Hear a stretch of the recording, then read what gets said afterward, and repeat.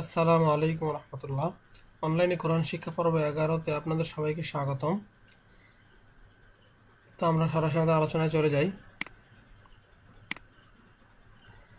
তো এটা ছিল গত পর্বে আলোচনা, এখানে শেষ হয়েছিল। বলেছিলাম মিমে সাকিনের আলোচনা। তো মিমে সাকিনটা আসলে কি?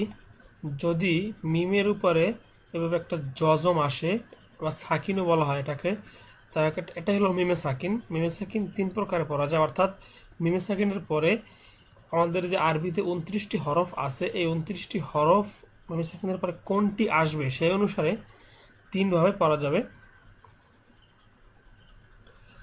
তো সেটা ইকফা, ইদগাম এবং ইজহার। তো আমরা দেখি, মিমে সাকিনের পরে যদি বা আসে, মিমে সাকিনের পরে যদি বা আসে, তাহলে মিমে সাকিনকে গুণনা করে পড়তে হয়। এক মিমে সাকিনের ইকফা বলা হয়। যেমন তারমিহিম বিহিজারাতিন, তারহিম বিহিজারাতিন, অর্থাৎ মিমে সাকিনের পরে বা আসছে। এরপরে কুম বিইযনিল্লাহ, কুম মিমে সাকিনের বা। এবারে হুম বিল বাইয়িনাতি, এই মিমে সাকিনের বা। এরপর মিমে সাকিনের বামে যদি মিম আসে, অর্থাৎ মিমে সাকিনের পরে যদি মিম আসে, তাহলে দ্বিতীয় মিমে তাসদিদ দিয়ে গুণনার সহিত মিলিয়ে পড়তে হয়। অর্থাৎ যদি এই দেখুন আলাইহিম সাদাতুন, এই মিমটা তখন আর উচ্চারিত হবে না এই হায়ের সাথে। এই জজমটা কিন্তু এই এর সাথে, তো এই হায়ের সাথে এই মিমকে মিলিয়ে পড়তে হবে, এই মিমটা আর উচ্চারিত হবে না।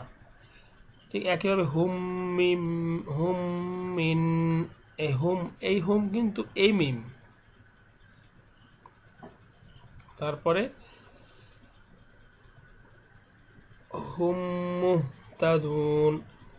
আবার আমরা কিন্তু এর আগে ওয়াজিব গুণনা পড়েছিলাম যে হরকতের বামে নুনি বা মিমে যদি তাসদিদ হয়, তাহলে এখানে কিন্তু হরকত না, এটা এটা হরকত কি জবর জের পেশ, এটা কিন্তু এখানে মিমে সাকিনের ঈদগাম বলা হয়।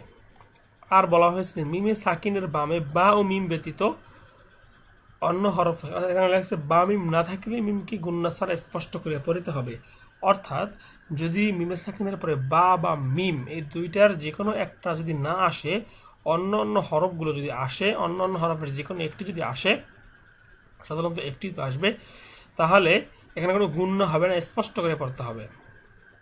তো তাজবিদের আলোচনা এ পর্যন্তই, আজকের টিউটোরিয়াল এ পর্যন্তই।